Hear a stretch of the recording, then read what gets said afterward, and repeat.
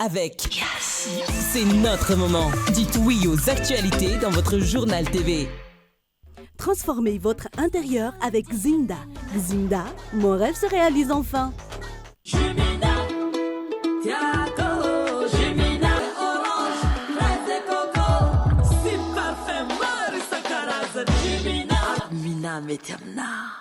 Manolotra ho anao ny vaovao. Salama tompoko, tonga soa tamin'ny Pegasus e. Zahay dia mamokatra kidoro vita avy amin'ny mosy. Tena mateza, voanja fiafy. Manolotra anao ny vaovao.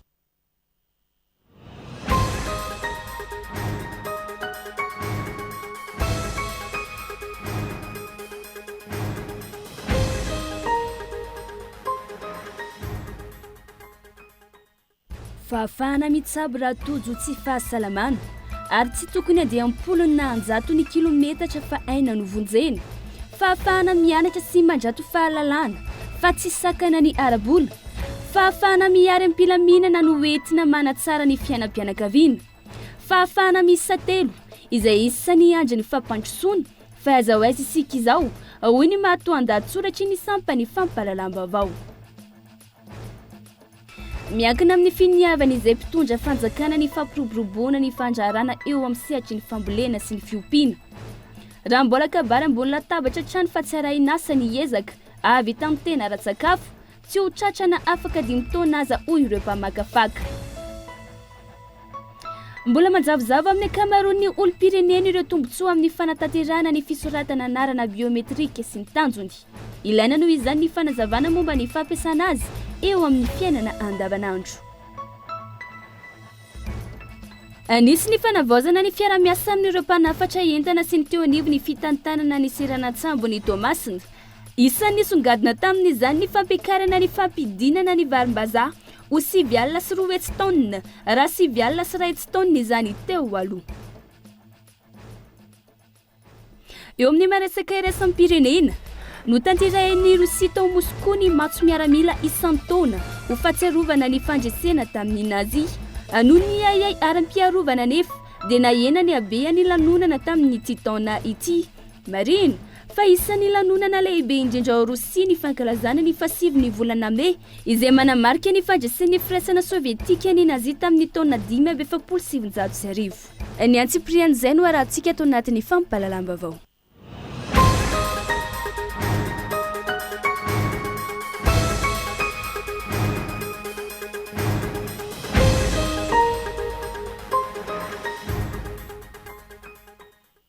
Androany fasivy ny volana May 2024 aterina indreny arahaba tompo kilasy tompoko vavano izay manaraka ny fampahalalam-baovao eto amin'ny fahitalavitra kola amin'izao alina izao asaina-panajana ianao anaraka izany hatramin'ny farany. Fahafahana mitsabo raha tojo tsy fahasalamana ary tsy tokony andiam-polony na anjato kilometatra fa aina no vonjena. Fahafahana mianatra sy mandrato fahalalana ary tsy sakana ny arabola. Fahafahana miary am-pilaminana ho entina manatsara ny fiainam-pianakaviana. Fahafahana miisa telo izay isan'ny andry ny fampandrosoana fa aiza ho aiza isika amin'izao fotoana izao hoy ny mahatoan-dahatsoratra ny fampahalalam-baovao Ndawary. Fitakin'ny Gen Z fanenjehana ny andrajolona sy ny firongony ary Mamy Ravatomanga solombavambahoaka eny amin'ny anteny mera-pirenena izay lany tamin'ny vofonana IRD ny ankamaroany. Mbola misy firongony mahazo toerana ao anatin'izao fitondrana izao.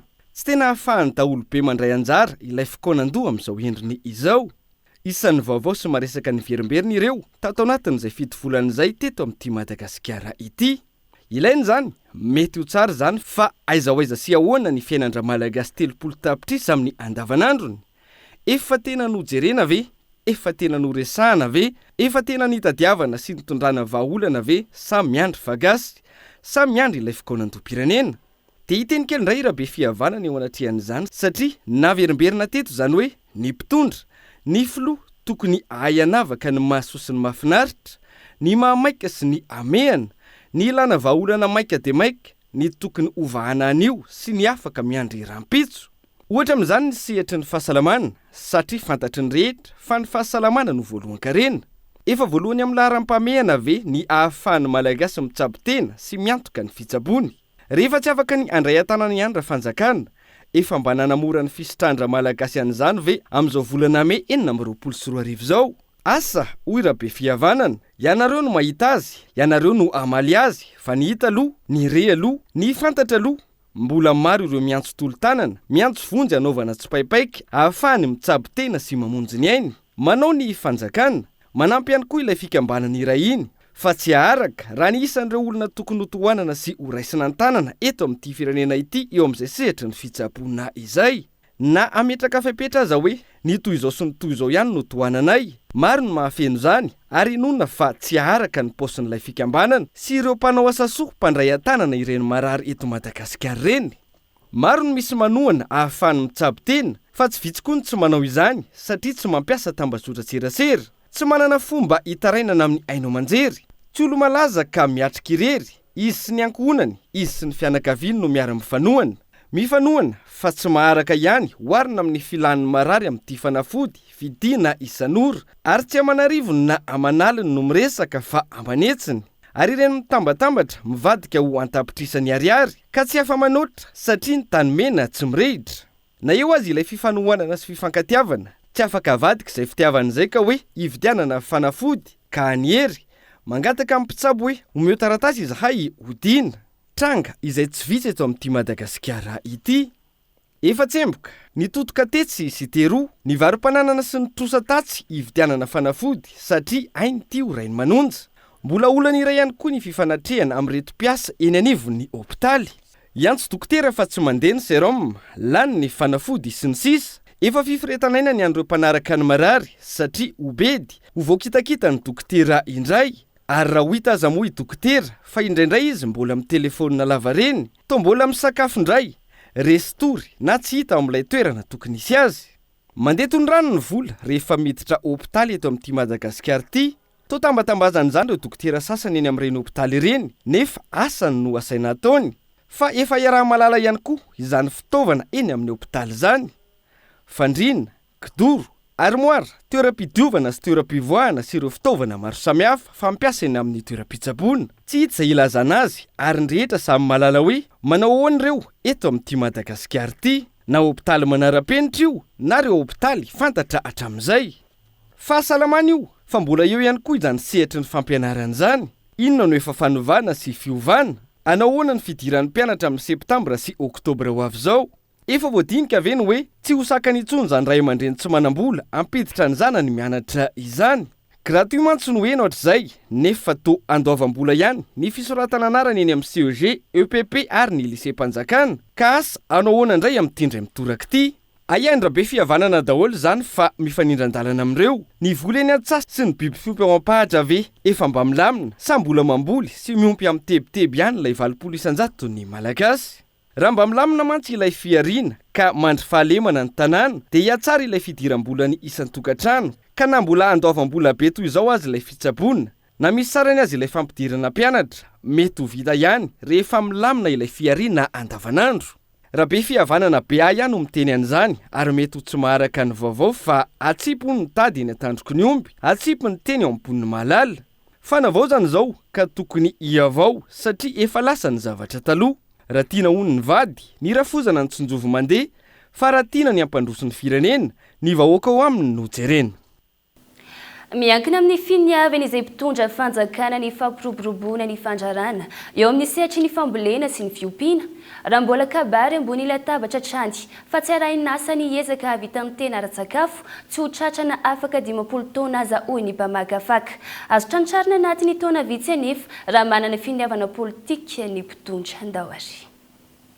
Volo taona raha kely indrindra no nahinona izany fahaleovan-tena ara-tsakafo izany teto Madagasikara, fa mandrak'androany mbola afarana hatramin'ny vary izay foto-tsakafon'ny malagasy. Tamin'ity taona ity, nitotongana ny vidim-bary vokatra avy eto an-toerana ka niditra antsehatra ny SPM na ny State Procurement of Madagascar izay eo ambany fiahin'ny ministeran'ny varotra sy ny fanjifana ny vidiny vokatra ireo tatsa raha tsy laza afa-tsy ny tany alaotra. Antenaina fa noho ny amiana no andraisina io fanapahan-kevitra io hoy ny solombavam-bahoaka. Raha tsy izay mampiahiahy no avy ny sy ampiarina vary.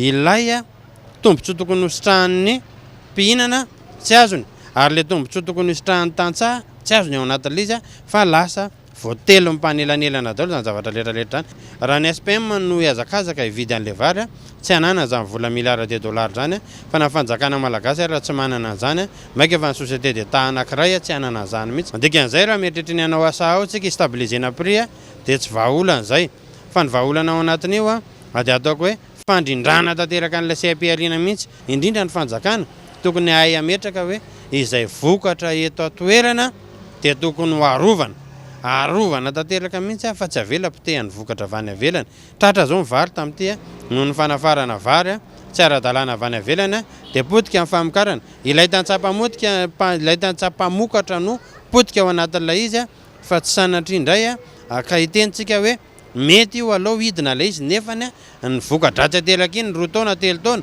efa taona ao ariana mety tsy hamokatra ntsony ilay tantsa satria tsisy afaka ny velona maty antoko zany na asam-by ataonao na tsena ataonao na hivarotra inona ataonao dia anatina taona iray ny fanarenana sy ny fandrindrana ny sehatry ny fambolena ary ny fametrahana izany amin'ny lalana tokony ho izy makany amin'ny fampiroboroboana na izany tsy ho vita raha tsy atomboka maro drefiray hitarafana ny tsy fihetezan'ny drafitra sy ny politika momba ny fambolena eto Madagasikara ny tsy fahafezany ireo fitondrana ny fandibony sy ampiarina izay foto-tsakafony malagasy io tsy mahagaga raha tsy mandeha amin'ny laoniny ireo vokatra hafa ny amin'ny ankapobeny zany lay politika anatin'ny toekarentsika mbola tsy tena nanome sehatra nanome an'izay fahalalana ary nanosika an'izay fitsandrana ny agroalimentaire zay ohatra hoe ny resaka blé zao eto Madagasikara zay anisan'ny tena faratsika nefa manana toa amin'izay Madagasikara amin'izay resaka fanodinana fambolena sy fanodinana an'izay ho lasa lafarinina ny resaka ataontsika hoe ny siramamy sy ireo voafanodinana ireo voankazo maro samihafa nisy ihany ny orinasa teto Madagasikara zay sehatra atao anatin'izay fanodinana zay fa eo moa le hoe fanomezan-danja sy fanosehana ary ny bonne gouvernance ny fahaizantsika mitantana sy mitrandraka an'izay resaka orinasa misehatra amin'ny agroalimentaire zay saika efa orinasa ny sehatra tany amin'ny taona 70-80 tany zao no anisany hoe matanjaka eto Madagasikara dikan'izay zany taona elanelan'izay taona 70 sy 80 mandrak'izao zay dia tsy tena nisy zany lay politika mpanjakana lay politika amin'ny ankamabean'ny fanjakana nafahantsika tena hoe nanosika sy nanome sehatra andreo. Isan'ireo nambaran'ny filohan'ny fanavaozana matetika ity sehatry ny fambolena ity ary tsy latadanja amin'izany ihany koa ny feom-pina ny mpitondra ankehitriny izay tokony hay akalesona tamin'ireo mpitondra ny fandimby izay zatran'ny kobakambava sy ny kabary ambony vavahady tsy ny fanaraka tamin'izay ny asa no tanterahana maro ireo ministera nitambatra teo aloha no nosarana amin'izao ka tokony hay ara ifarimbona sy hanome vokatra mivaingana ho fampiroboroboana ny fandraharana eo amin'ny sehatry ny fambolena sy ny feom-pina. Mila jerena les chaînes de valeur atao anatin'ny foezaka aloha zany Madagasikara dia mila fanofanana iny zany aloha anisan'ny tena tsy maintsy vahatsika aingana nefa miroborobo be amin'izao fotoan'izao ireo karazana hoe teknika ahafahantsika mifaninana amin'ny tsena ahafahantsika ihany koa maro toerana tsara amin'izay resaka famokarana sy fanodinana eto an-toeran'izay dia resaka fanofanana anana n'ilay politika mazava hitondrana sy ametrahana viana lavitra ezaka mandritra 10 taona 20 taona 30 taona an'ilay resaka secteur agricole ka hita miandalana izany fivoarana izany fandrosoana zany mba hiroso makany amin'ny atsontsika hoe autosuffisance alimentaire raha amin'ny resaka sakafotsika mba hiroso hatrany amina hoe exportation na produit agricole ao ananelanelankely ao mba hiroso hatrany amina hoe exportation na produit fini ihany koa fa tsy voatery aminao exportation na produit brut fontsika manokana vola be makany amin'ny sehatra io izay iainan'ny olona maro manampy ny tantsa manampy ny mpamokatra manampy ny mpandrarà mampifandray tanteraka ireo atsontsika hoe mpandray ny vokatra sy ny mpamokatra ireo tsy natao lahara-pamiana ireo tantsaha izay 900 malagasy porofony izany ny tarehimarika ny 9.5 toekarena ihany no avy amin'ny agroalimentaire izany hoe ny 7.9 izay toekarena izay avy amin'ny sehatra hafa izay seharany apahany vitsy amin'ny vahoaka malagasy tarehimarika izay manambara ihany koa fa ny vitsy anisa indray ny miantoka ny toekarena ary ambany ny taham-pamokarana sy ny vola azo avy amin'ny fambolena sy ny feom-pina raha tiana ny atratra ilay fahavitantena ra-tsakafo fa ihany koa ampandrosoana ny firenena tokony atao izay hampitsimbadiana ireo tarehimarika ireo ka ny maro anisa amin'ny malagasy misehatra amin'ny indostria sy ny fanodinana ireo vokatra eto an-toerana. Eo amin'ny lafiny famokarana izay hatrany mavesatra amin'ireo mpamokatra eto an-toerana ny fitombon'ny vokatra avy any ivelany izay niteraka fihenan'ny varotra eto an-toerana hatramin'ny 520 isanjato tamin'ireo vokatra sasany araka ny tomba ny ANMCC. Ity farany izay nanokatra fanadihadiana roa momba ny fiarovana sy ny fanadihadiana momba ny fanararotam-bidy tamin'ity volana aprily ity. Tsiaro Rasoarvelo. Nahitana fiakarany avoroeny tao anatin'ny 5 taona farany izay ny fanafarana ranom-boankazo sy ny sehatry ny savonery. Ankoatra ireo kojakoja sy famonosana vita avy amin'ny plastika izay mameno ny 420 isanjato ny tsena ny taona 2020 sy 2020 araka ny angondraikitra avy amin'ny fitarainana nataon'ireo mpamokatra malagasy teny anivon'ny sampandrara manokana amin'ny fanitsiana ara-barotra na ny ANMCC, Autorité nationale chargée des mesures correctives commerciales. Vokany ny fihenan'ny famokarana, fihenan'ny varotra ary ny fahalemen'ny orinasa eto an-toerana izay maneho ny fahasairanana mitombo amin'ny sehatra famokarana nasionaly. Mila itsy ny fifandanjan'ny tsena hanonerana ny fahavoazana sy arovana ny asa sy ny fampiasam-bola industrialy hoy ny mpamakafaka raha toekarena. Ataoko malalaka loatra ny fanafarana dia lasa miteraka fiantraikany ratsy amin'ny toekarena eto Madagasikara. Amin'ny toekarena inona moa zany? Voalohany indrindra amin'ny toekarena makasika ny orinasa. Raha ny vokatry ny orinasa eto an-toerana tsy afaka hidina amin'ny vidiny le zavatra farany le. Any zany ny fanjakana ny tokony hanampy hoe hanohana ny orinasa malagasy hitazomana ny asa efa misy ary amkarana asa vaovao. Sarotra be ny manahirana ny mieritreritra hoe misy zavatra vokariny eto Madagasikara dia ahodina any ivelany dia afaratsika indray andaniana vola devise averiny eto Madagasikara amidy amin'ny fomba lafo. Iatriana ny fiakaran'ny fanafarana nanomboka fanadihadiana roa momba ny fepetra fiarovana na ny mesure de sauvegarde, ny fanadihadiana momba ny fanararotam-bidy na ny antidumping ny ANMCC ny 15 aprily lasa teo momba ireo vokatra voakasika amin'ny fitobahan'ny fanafarana. Aina ihany koa ny fisian'ny fifaninanana tsy ara-drariny eo amin'ny margarine. Amidy eo amin'ny 790 ariary ny 50 sy 200 gramma amin'izany izay vidiny ambany lavitra noho ny saran'ny famokarana eto an-toerana. Tranga mampiayainy amin'ny fisian'ny politika vidiny manitsakitsaka. Tanjon'ny fanadihadiana ny hiary ny famokarana eto an-toerana sy ametraka fifaninanana ara-drariny kokoa eo amin'ny tsena sady manaja ny fifanarana iraisam-pirenena ananany Madagasikara hoy ny ANMCC. Ankilan'izay manana andraikitra anatsarany kalitaon'ny tolotra omeny ny mpanjifa ireo orinasa malagasy ho afaka hifaninana eo amin'ny entana afarana avy any ivelany. Adidiny ny fanjakana ihany koa ny miaro sy mampiroborobo ireo orinasa hoy ny mpamakafaka raha toekarena.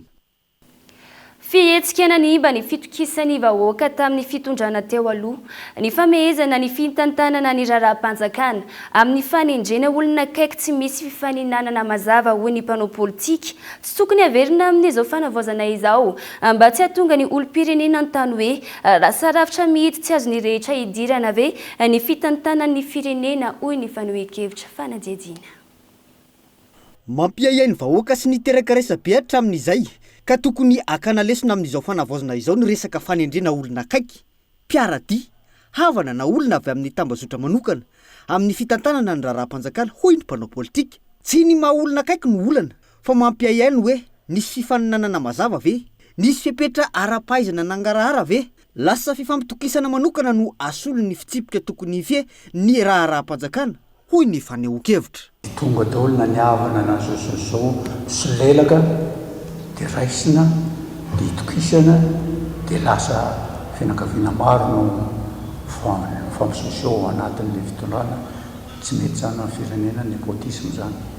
Dikan'izao lasa malomene malconseli dia manimba endrika ny fitondrana dia Mikael dia asakasany.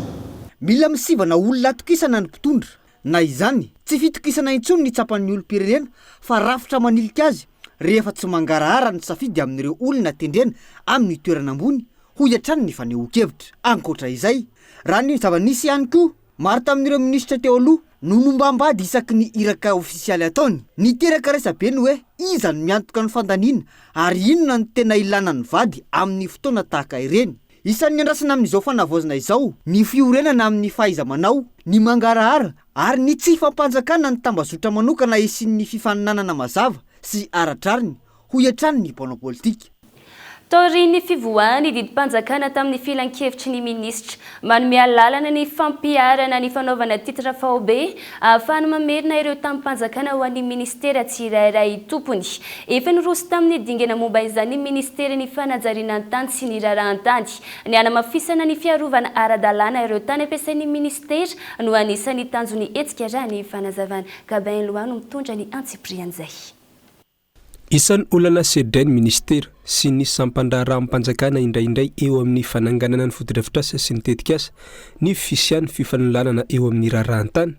Nisy arak'izany ny didimpanjakana noraisin'ny fitondrana fanavaozana tamin'ny alalan'ny filan-kevitry ny ministra ny anapariahana ny fanaovana titra faobe na ny mise à l'échelle de l'ODOC any ministera ny fanajiriana ny tany sy ny rarahantany amin'ny alalan'ireo fitaliavam-paritra manirana nosy.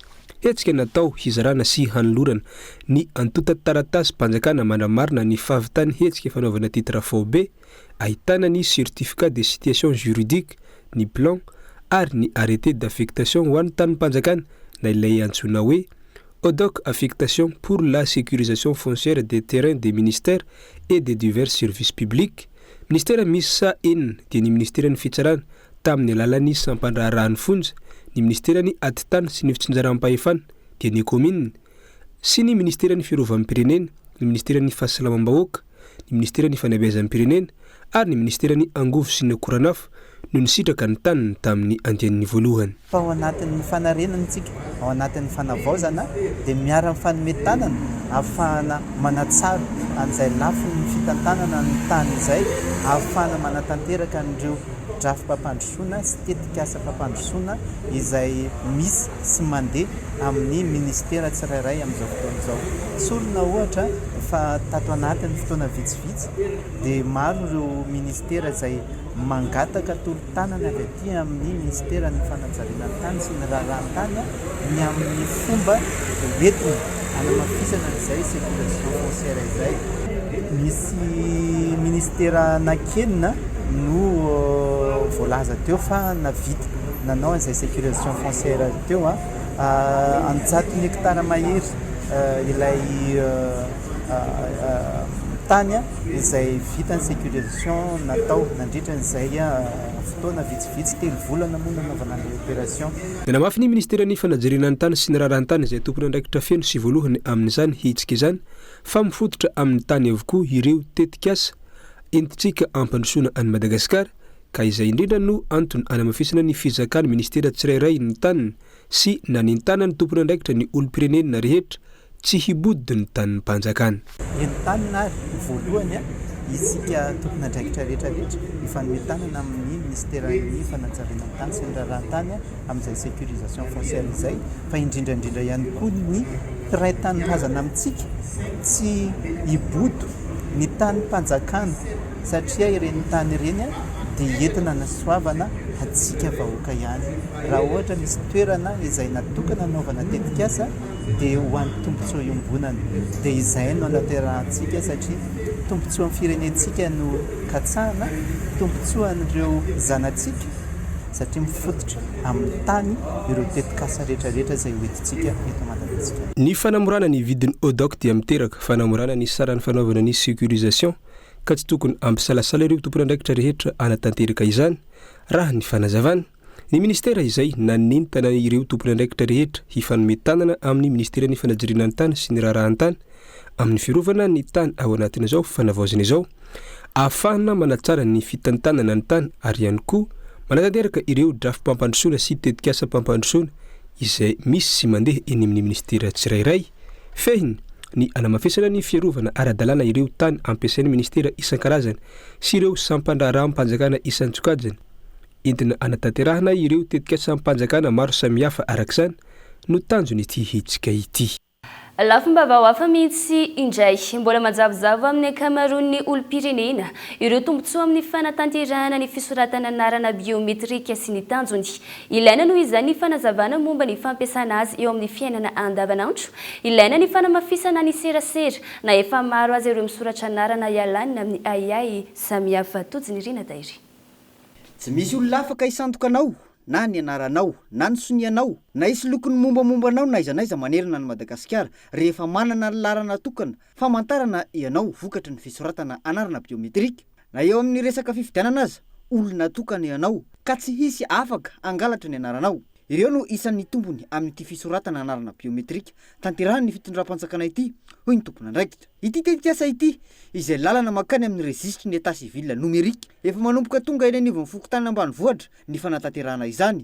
Isan'izany ny tao amin'ny district n'Anjozorobe. Zavatra hita dia narisika tokoa ny olona ny amin'ny fisoratana anarana biometrika na ny eto amin'ny renivohitry ny district zany na ny any ambanivohitra satria tsapan'ny olona ankehitriny fa misy fiatraikany tokoa eo amin'ny fiainana andavanandro io fisoratana anarana biometrika io. Anisan'izany na ireo olona tsy nanana soram-piakonana ary dia ity tetikasa ity anisany anafanjanana izay mety hananany soram-piakonana izay satria voarakitra ao anatin'ny ankevitra ny mombamomba ny olona tsirairay avy. Dia teo moa zany lehiben'ny distrika dia ankoatran'izay ateo koa ireo lehiben'ny boriboritany dia misy koa ireo lehiben'ny Sabadrara ary indrindra ireo sefo fokontany rehetrarehetra izay mamaritra ny teto amin'ny commune ambonivohitra ny distrika n'Anjozorobe. Ary nisy fampiresana zany mbola fanetanana ny olona eny fotony ary indrindra ny entina hanatsarana bebe kokoa ny amin'ny fanangonana andreo ankevitra reo amin'ny olona eny fotony. Ireo fakana ny singa rehetra mandrafitra ny tarehy, ny maso, dia ny tanana ary ny fomba fanaovana soni no isan'ny fiarovana amin'ny osoka amin'ity tetikasa ity. Nidina tany Anjozorobe ny ekipa ny Prodigy nanamafy ny fanetanana tamin'ireo sefo-pokotany sy ireo tompona andraikitra isatsokajiny eny fotony. Dia iny lafomba vao iny indray no antsika misy vetivety ao anatin'ny doka vohisy mbola sainam-panajana ianao tompoko lahy sy tompoko vavy tsy saraka aminay.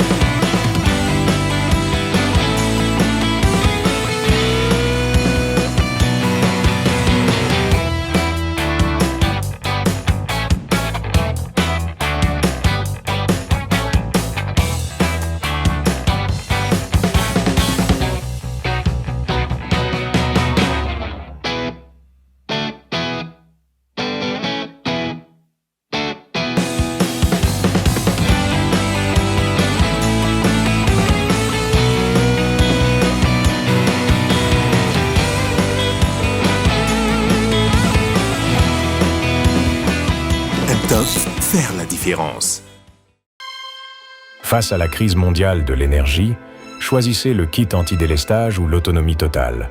Grâce à des panneaux solaires haute performance, bénéficiez d'une production optimale. Avec ZK-Digimax, découvrez une technologie nouvelle génération, modulaire, simple et surtout sans câblage encombrant. Une énergie fiable et entièrement contrôlée. De 5 à 125 kVA, en monophasé ou triphasé, pour tous. ZK-Digimax, distribué exclusivement par TED. Une multitude de solutions. L'une d'entre elles est faite pour vous.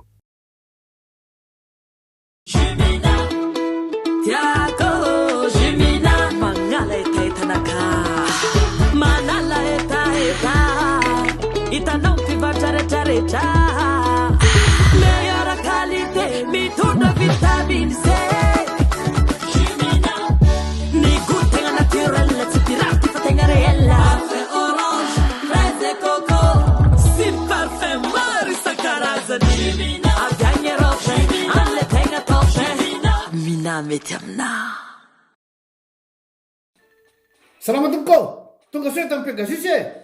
Zahay dia mamokatra kidoro vita avy amin'ny mosy. Tena mateza, voanja fiafy. Manitsy azon-damosina ary manampy amin'ny fitsaboana azy. Fonina azy safidianana. Tsy tiany bibikely io tsy mandray lelanafo. Azo andalorana. Azo atao coussin ao ana-canapé. Mety boela gilet de sauvetage. Ary mbola misy tapis masolitsy amin'ny loko isan-karazany, tsy mifidy toerana n'aiza n'aiza.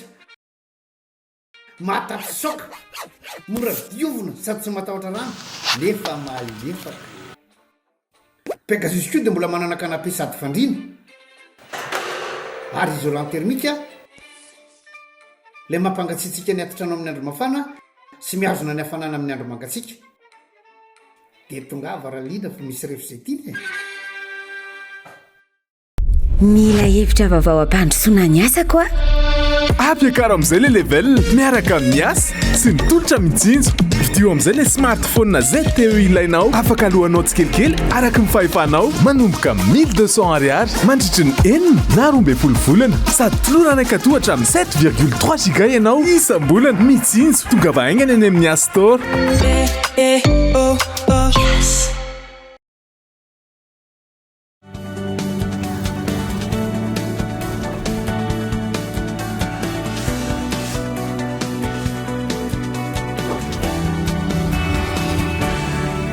dia tavaverina somatsara to anatin'ny tapany faharoa ny fampahalalam-baovao indray sika amin'izao fotoana izao averina trany araba tompoko lasy tompoko vavy asanam-pananjana ianao anaraka izany hatramin'ny farany tsy azo ekena ny fisamborana sy fanagadrana tsy aradrariny ireo tantsaha mijoro sy miaro ny tany ny aoba mangoky hoy ny fanambarana navoaka ny firaisamonim-pirenena manaraka akaiky ity raharaha ity miisa 7 ireo olona voatazona amponja ary ny ampiro indray ireo tamin'ity herinandro ity vesatra hiampangana azy ireo ny fangalarana tany raha ny nambara ny firaisamonim-pirenena trany nahita mazava fa nonony izy ireo mijoro miaro ny tany no antony ny antony ny fitondram-panjakana ijery akaiky ity raharaha ity noho izany ahitana fanaparam-pahefana samihafa izany koa endrika fanararaotana ataon'ny comité d'attribution de terre amin'ny tetika asaba mangoky araka ity fanambarana ity hatrany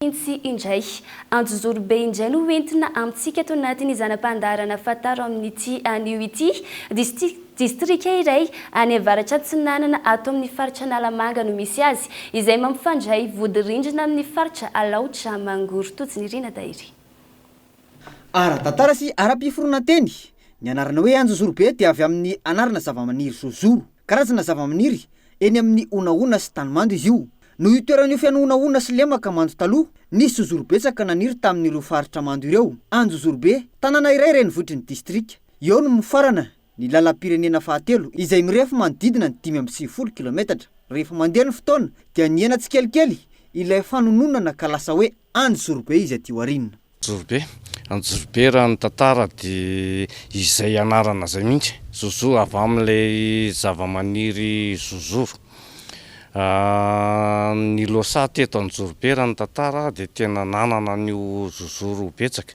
tamin'ny fotoanandro koa raha ny tantara io zozoro fanaovana ny vehivavy tao zavatra karazana rary dia manam-porofo an'izany efa tena lasa lavitra moa tsika zao efa tambary daholo zany alan-jozoro zany zao fa manam-porofo an'izany ato amin'ny résidence an'anjozorobe mbola misy zozoro maniry marika izay manjozorobe azy zay mihitsy no antony ara-géographie i anjozorobe dia renivohitry ny distrika commune anjozorobe any mbola ao anatin'ny faritra Analamanga izy faritany Antananarivo amin'ny mahadistrika azy manana velaran-tany hatrany amin'ny 4,930 kilometatra toradro ny distrika n'Anjozorobe 570 fokotany no mandrafitra azy izay mivelatra amina commune 9 sy boriboritany 12 ahitana ponina manodidina ny Enina sy Roetsy distrika ty azo lazaina izy ny farany avaratra amin'ny faritra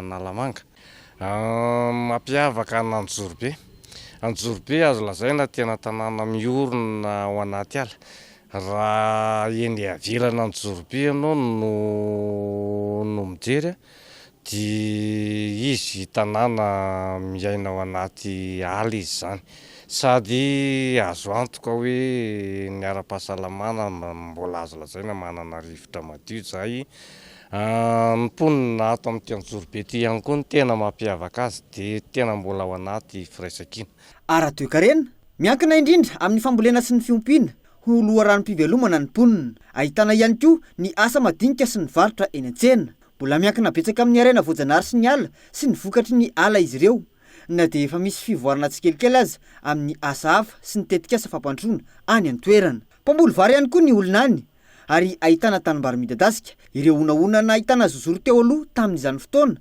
izay niova ho tanimbary avokoa taty aoriana. Asa fivelomana mifototra tanteraka amin'ny fambolena sy fiompiana aloha no tena azo lazaina hoe fotom-pivelomana Antsorobe fa maro ihany koa satria efa Marianivohitra ny distrika azy raha eto amin'ny Renivohitra dia efa betsaka ihany koa ireo miaina amin'ny asa tanana sy ny varotra ho fidiram-bola. Fa isan'ny toerana nahitana tsy fandriam-pahalemana nandritra ny fotoana naharitra teo aloha ny faritra ny Zozorobe iny efa miverina amin'laona nefa ny fandriam-pahalemana any an-toerana amin'izao fotoana izao ho ny fanazavana saingy mbola olana ny faharatsian'ny lalam-pirenena fahatelo makany an-toerana. Ny lalam-pirenena fahatelo mampitoena Antananarivo sy Zozorobe no fohy indrindra tsy mihoatra ny faritra Nalamanga akory ny halavany kanefa potika amin'izao fotoana izao. Isy ny fifampifandraisana ny valan-javaboary Makay sy Salo hatrany amin'ny tsinginy Bemaraha ahafahana mampitombo ireo tolotra aram-pizahantany.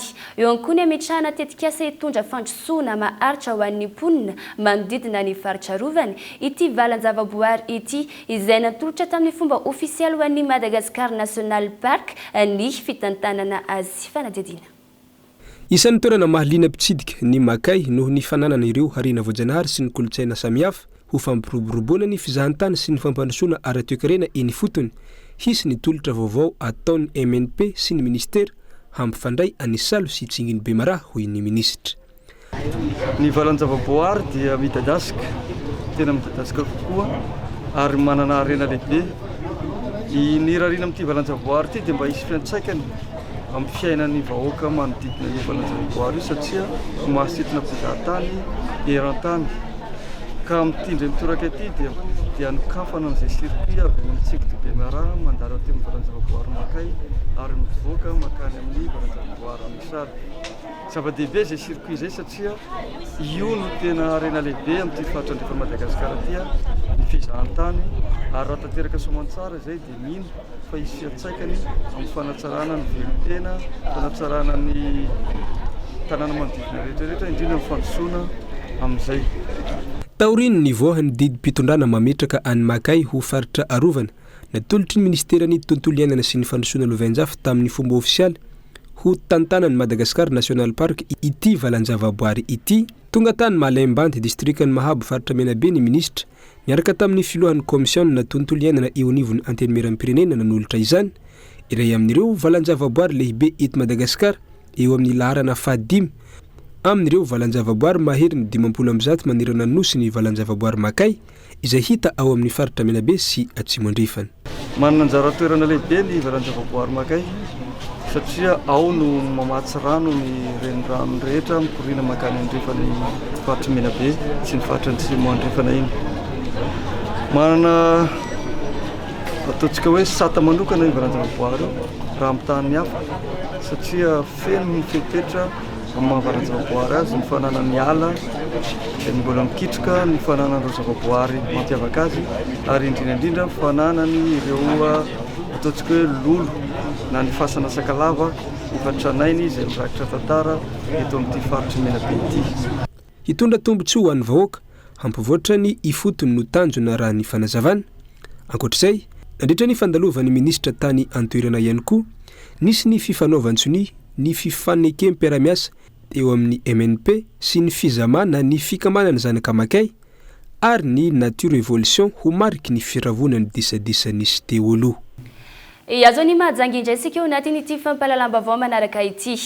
Maro lafy ny hevitra navoakan'ireo tanora ao mahajanga manoloana ny fitsipika hifampifehezana hitantanana ny firenena.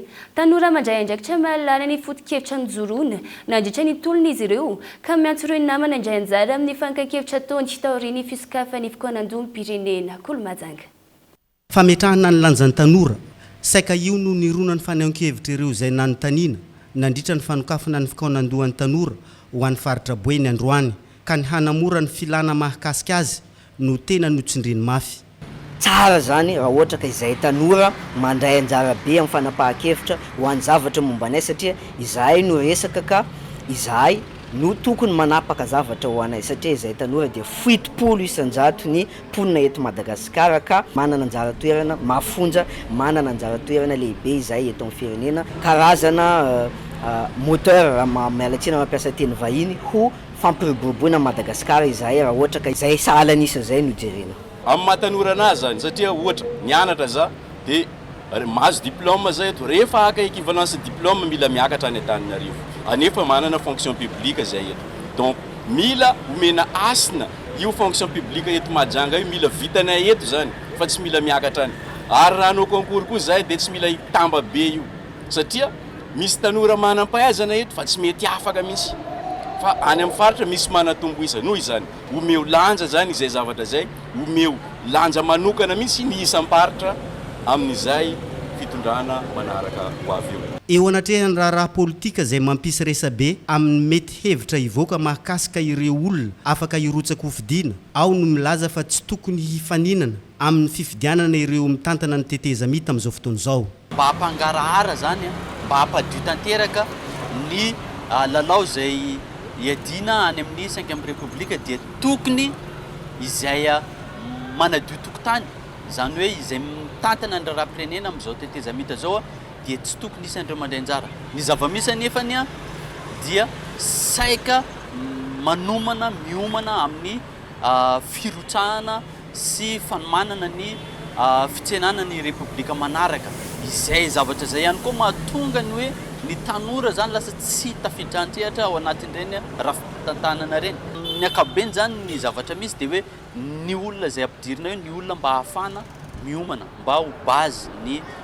entité izay mampiditra azy eo amin'ny seza izay raisiny ao anatin'ny fitantanana zay etsy ankilany tsy tokony tavan'olona no jerena fa izay olona mahafeny fepetra manoloana ny fahaiza-manao ananany sy ny fahafehezana ny fifandraisana iraisam-pirenena ny condition zany tsara mba olona manana fahaiza-manao sy mba olona manana niveau éducation enseignement mazava mba afaka icomprendre ny enjeu misy eto toerana sy ny enjeu izay misy au niveau international iveriko angamba mahavaly anazy zay lisy tsy hoe iza fa hoe afaka hitondra anjara brique ve le olona mahafeno le critère ve manana bagage intellectuel hoentina anatanteraka zany ve le olona satsia ny sokatra araka zany ny fakan-kevitra ho an'ny tanora ao anatin'ny fikanandoham-paritra Boeny izay eo ambany fanaraha-maso ny fitaleovam-paritry ny ministera maromaro tarihin'ny tanora sy ny fanatanjahantena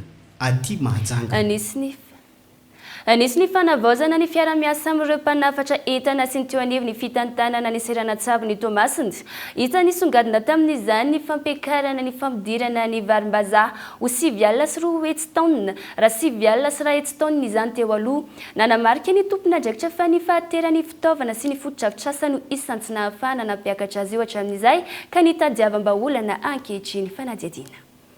Hisoroana ny fatiantoka sy ny fanatsarana ny fampidirana ny varim-bazaha eto Madagasikara no avaozana ny fifanarahana ka manomboka izao ireo mpanofa no andray an-tanana ny saram-pikojakojana ny trano fitehirizana raha 9 alina sy 2 hetsy taonina ny varim-bazaha niditra teto amintsika tamin'ny taondasa hakarina ho 9 alina sy 2 hetsy taonina farafahakeliny zany amin'ity taona ity isan'ny tsy nahafahana nampiakatra azy io hatr'izay ny fahanterany fitaovana ilaina amin'izany raha ny fanazavana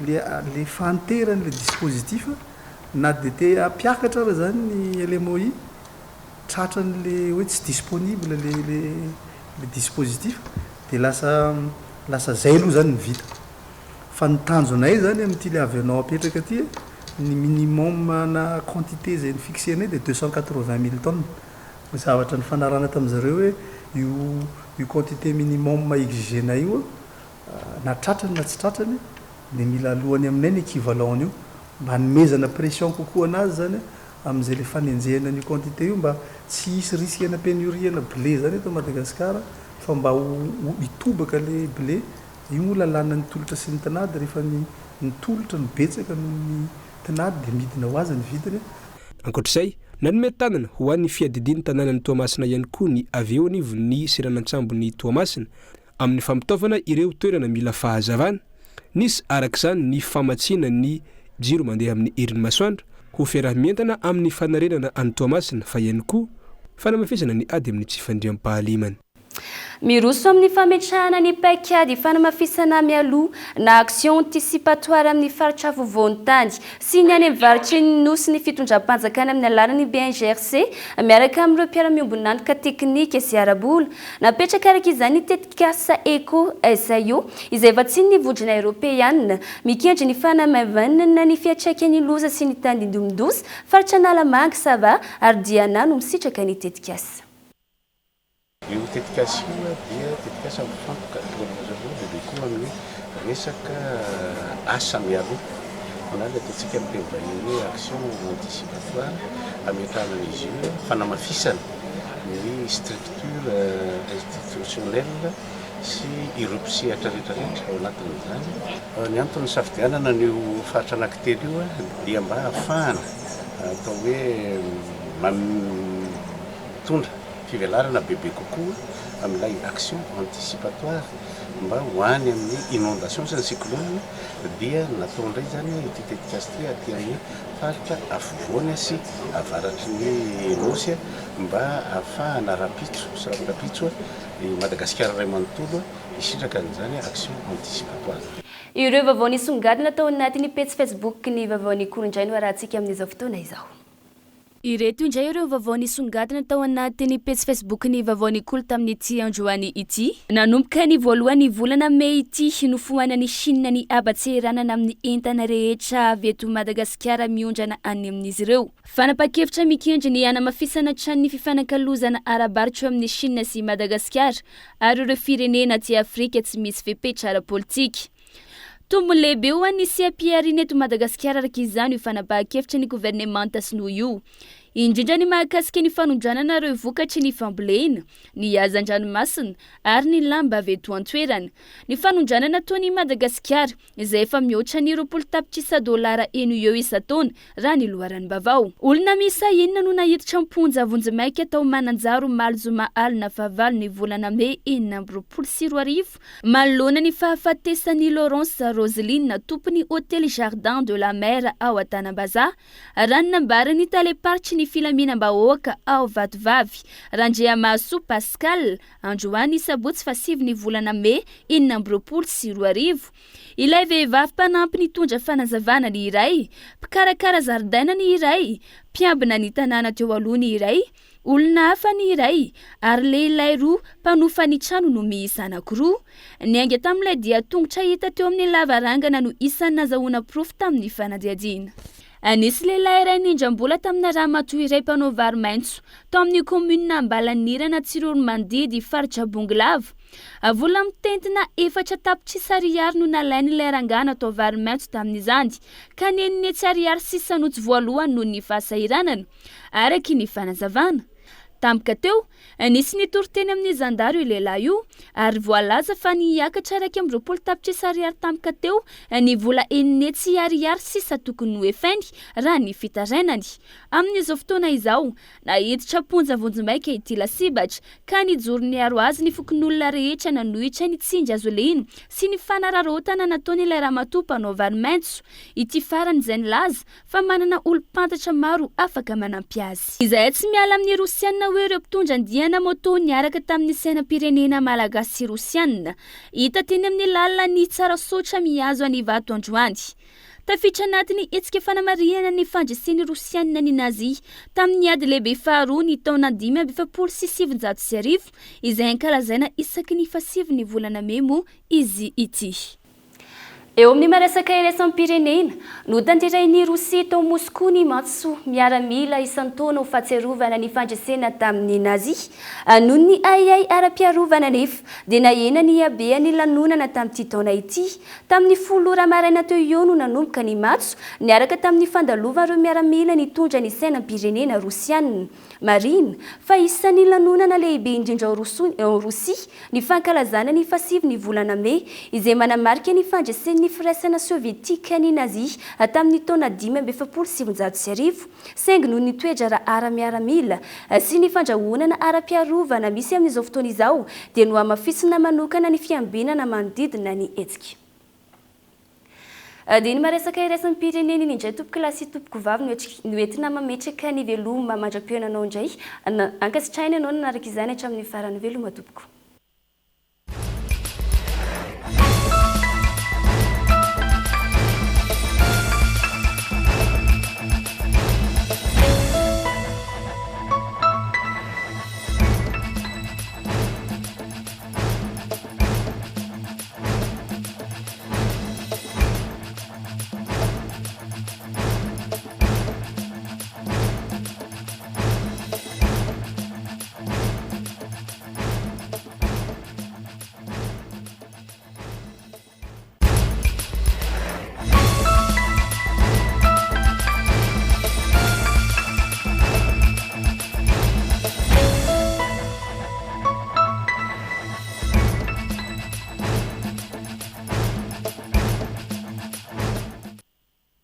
Transformez votre intérieur avec Zinda. Zinda, mon rêve se réalise enfin.